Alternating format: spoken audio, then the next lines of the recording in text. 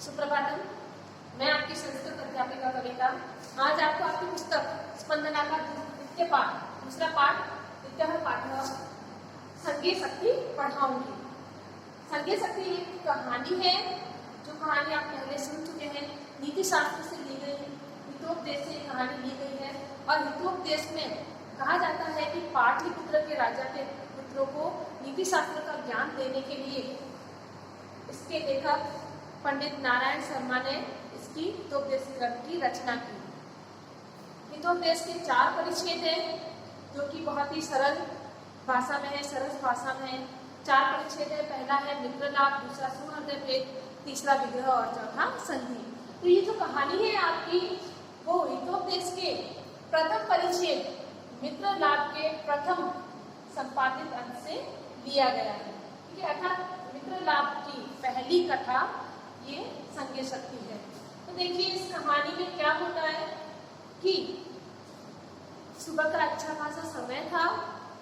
एक कौवा जो था, कौवा सुबह उठा और उसने उठते ही देखा कि एक शिकारी जो है वह वन में आया। तो वह क्या करना चाहता है ऐसा जानने के लिए वह उसके पीछे पीछे चल पड़ा। तो शिकारी ने क्या किया, जंगल में चावलों के कणों को बिखेर दिया और उसके ऊपर जाल डाल दिया। जाल डालने उसके बाद कुछ कहीं से चित्रग्रीव नाम का कौवा जो है वो अपने परिवार के साथ आकाश में उड़कर आया और जंगल में उन कणों को देखा, चावलों के कणों को देखा और उसे संदेह हुआ कि इस निर्जन वन में जहाँ कोई रहता नहीं है उस वन में चावल के कण कहाँ से आए। उसने सोचा ऐसा तो मैं अकल्याण को देख रहा हूँ, अच्छा मंगल नहीं देख रहा हूँ, कुछ अनिष्ट देख रहा हूँ, कुछ अच्छा नहीं होने वाला है। ऐसा जानकर अपने साथ जो दूसरे कबूतर थे जो चावलों के कणों को देखकर लालायित हो रहे थे, लालची हो गए थे, वो उन चावलों को चुगना चाहते थे। तभी चित्रग्रीव नाम के कौवे ने, जो उनका राजा था, उसने कहा कि रुको, इस निर्जन वन में किसने चावलों के कणों को डाला होगा। ऐसे ही बिना विचारे कोई कार्य नहीं करना चाहिए, हम संकट में पड़ सकते हैं। लेकिन कबूतरों ने उसकी बात नहीं मानी और उन दूसरे सारे कबूतरों में से एक कबूतर बोला कि दूसरों से ईर्ष्या करने वाला, सतत दूसरों पर आश्रित रहने वाला, ईर्ष्यालु, ऐसे व्यक्ति जो होते हैं वो कभी सुखी नहीं होते हैं।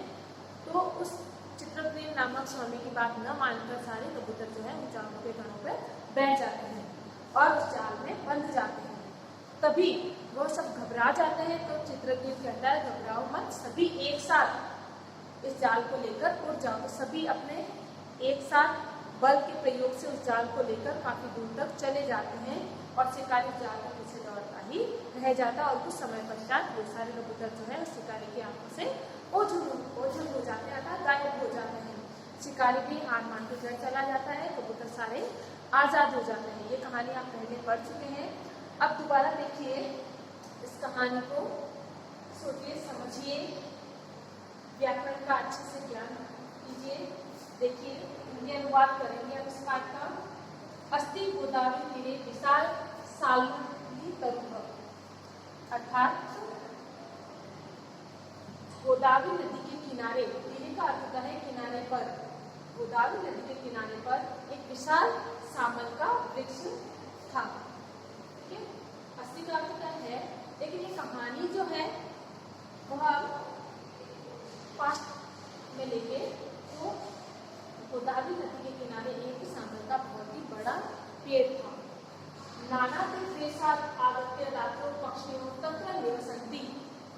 नाना का अर्थ होता है विभिन्न, अनेक, तो विभिन्न दिक् अर्थात दिशाओं और देशों से आकर, विभिन्न दिशाओं और देशों से आकर रात्रि में पक्षी वहाँ निवास करते थे। ठीक है, विभिन्न देशों और दिशाओं से आकर रात में पक्षी वहाँ पर निवास करते थे। कहाँ पर? सामल के वृक्ष पर, गोदावरी नदी के किनारे। अत कदाचित किसी दिन अवसन्नाया रात्रो, रात्रि के अवसन्नाया समाप्त होने पर, किसी दिन रात्रि के समाप्त होने पर भगवती कुमुदिनी के नायक अर्थात स्वामी चंद्रमा अस्तांचल चूड़ा अवगम्य गमन करने लगे, अर्थात अस्तांचल की चोटी पर चढ़कर विश्राम करने लगे। इसी दिन रात्रि के समाप्त होने पर भगवती कुमुदिनी के स्वामी चंद्रमा अस्तांचल की चोटी पर जाकर विश्राम करने लगे।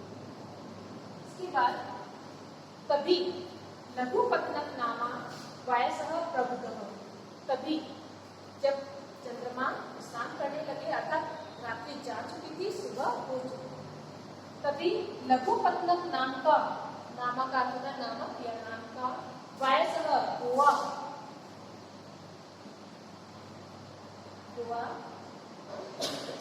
प्रबुद्धः जाग उठा, तभी लघुपत्नक नाम का हुआ जाग उठा। कृतांत नित्यम आयंतम व्याधम अपश्य, कृतांतम अर्थात यमराज के, कृतांतम का अर्थ है यमराज, यमराज के समान।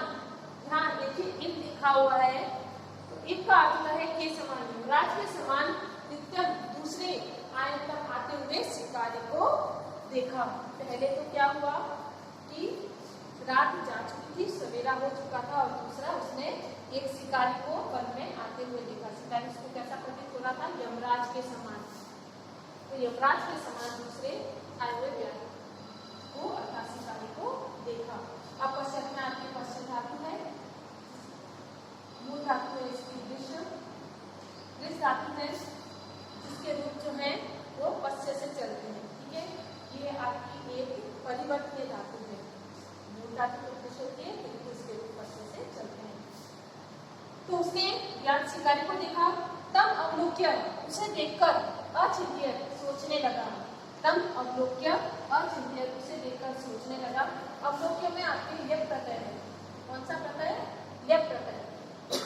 आगे उपसर्ग है और पीछे यह है, आगे उपसर्ग और पीछे यह हो तो वहां आपके ल्यप प्रत्यय होगा। आगे सोचा, अद्य प्रातः अनिष्ट दर्शनम जातम, अद्य आज तो सुबह सुबह ही अनिष्ट के दर्शन हुए हैं।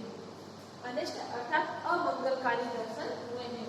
न जाने किस अनभिन्नतम दर्शयति, न जाने आज क्या अनिष्ट दिखाएगा, न जाने क्या अनिष्ट देखने को मिलेगा, या न जाने आज क्या अमंगलकारी होगा। अतः तदनुसरणे क्रमेण व्याकुलश्चलति, ये कौन विचार कर रहा था? लघुपत्नक नाम का हुआ। अतः इसलिए तद अनुसरण क्रमेण, उसका अनुसरण करते हुए, कौन किसका अनुसरण करते हुए? लघुपत्नक नामक हुआ व्याध अर्थात शिकारी का अनुसरण करते हुए उसके पीछे पीछे चलने लगा। ठीक है, इसके बाद व्याकुल हुआ अर्थात दुखी हुआ उसका अनुसरण करते हुए, उसके पीछे पीछे चलते हुए, का अनुसरण करते हुए उसके पीछे पीछे चलने लगा। आगे देखिए, अथ तेन, इसके पश्चात तेन व्याधे, उस व्याध के द्वारा, तेन व्याधे उस व्याध के द्वारा तंडुल कणाम विकीर्य, चावलों के कणों को बिखेर कर जाल को फैला दिया। उसके बाद उस शिकारी ने चावलों के कणों को बिखेर कर, बिखेर का अर्थ होता है बिखेर कर, इसमें भी आपके व्यक्त प्रत्यय है, आगे उपसर्ग और पीछे यह है। तो बिखेर का अर्थ होता है बिखेर कर या फैलाकर, जालम जाल को बिछा दिया या फैला दिया। सच प्रच्छन्न उपवा स्थितः, और वह वहां छिपकर बैठ गया। ठीक है, प्रच्छन्न का अर्थ होता है गुप्त या छिपा हुआ, तो छिपकर उपवा स्थितः बैठ गया। आगे तस्मिन् काले, उसी समय चित्रग्रीव नामः, यहाँ तक तो क्या है? याद आया, उसने जंगल में जाल बिछाया और चावल के कणों को डाल दिया। ये सारा सब कुछ जो है वो लघुपत्नक नाम का हुआ देख रहा था। तभी कहीं से तस्मिन् काले, तभी किसी समय चित्रग्रीव नामा का पुत्र राजा, चित्रग्रीव नाम के पुत्रों का राजा सब परिवारों अपने परिवार के साथ व्यति, व्यति का अर्थ होता है आकाश, व्यति का अर्थ होता है आकाश, आकाश में विसर्ग पर अर्थात उड़ता हुआ तंदुल कणान अवलोक्य, चावलों के कणों को देखा। तभी चित्रग्रीव नाम का कबूतरों का स्वामी वहां उड़कर आया, अपने परिवार के साथ आकाश के मार्ग से उड़कर आया और उन चावलों के कणों को देखा। अवलोक्यमास जो है जो साथ में अवलोक्यमास में जिस धातु है अपश्यत। आगे तत् कपोत राजः कंदुल गण लुब्धान। कपोत राजः कबूतरों के राजा ने कंदुल गण लुब्धान उन चांगलों के लोभियों को, उन चांगलों के लोभी कबूतरों के प्रति आह अर्थात कहा। प्रति आह का अर्थ होता है कहना, प्रत्याह कहा। ठीक है, तभी कबूतरों के राजा ने चांगलों के गणों के लालची कबूतरों को कहा, कुत्रो कुतो अत्र निर्जने वने कंदुल गणान संभवः, कि यहाँ निर्जन वन में किसने चावलों के गण को डाला हुआ था। इस निर्जन वन में चावल के गण कहाँ से आए। इसमें आपके कुतो में पूर्व रूप संधि है। कौन सी संधि है? पूर्व रूप संधि। ठीक है, तो इस निर्जने, निर्जन यहाँ आपके अविर्भाव समास है। नेक का अर्थ होता है अभाव, जन यानी लोग, तो लोगों का अभाव, जनानाम अभावः तो निर्जनम। ठीक है, तो यहाँ आपके कौन सा समास होगा? अविर्भाव, अविर्भाव समास। तो इस निर्जन वन में अर्थात जनरहित वन में चावलों के कणों, चावल के जो कण है वो कहाँ से आए। इसमें आपके सप्तमी विभक्ति है एक वचन, इसमें आपकी षष्ठी विभक्ति है बहुवचन। ठीक है, सप्तमी विभक्ति एक वचन, षष्ठी विभक्ति बहुवचन। चावलों के कणों को अर्थात चावलों के कण कहाँ से आए। तन्निम रूप्यतान तावत्, जरा रुको, मैं इसमें भद्रम इदं न पश्यामि, मैं इसमें कल्याणकारी नहीं देख रहा हूँ। भद्रम का अर्थ है कल्याणकारी, कल्याण, भद्रम का अर्थ है कल्याण, तो मैं इसमें कल्याण नहीं देख रहा हूँ। पश्यामि में आपकी दृष्टि धातु है, अर्थ होता है देखना। ये आपके लट लकार प्रथम पुरुष, सॉरी उत्तम पुरुष, ये आपकी लट लकार उत्तम पुरुष एक वचन का शब्द है। ठीक है, पश्यामि देख रहा हूँ। तो भद्रम पश्यामि, मैं इसमें कल्याण को नहीं देख रहा हूँ।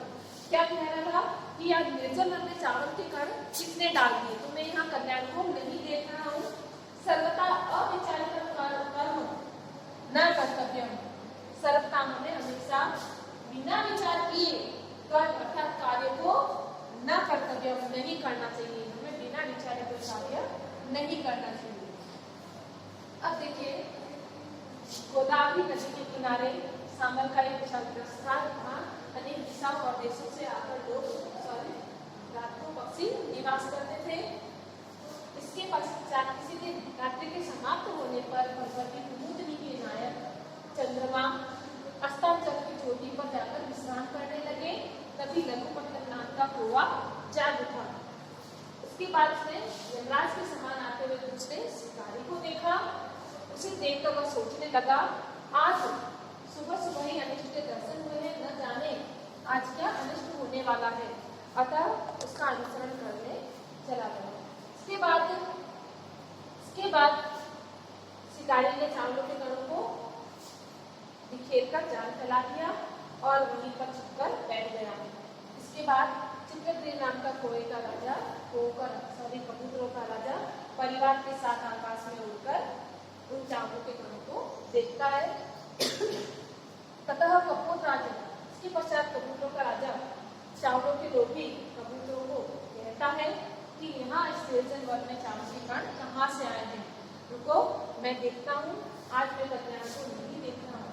अर्थात आज की सुख होने वाला नहीं है, इसमें सच में किसी की चाल हो सकती है। हमें हमेशा अविचारित अर्थात बिना विचारे कर्म नहीं करने चाहिए।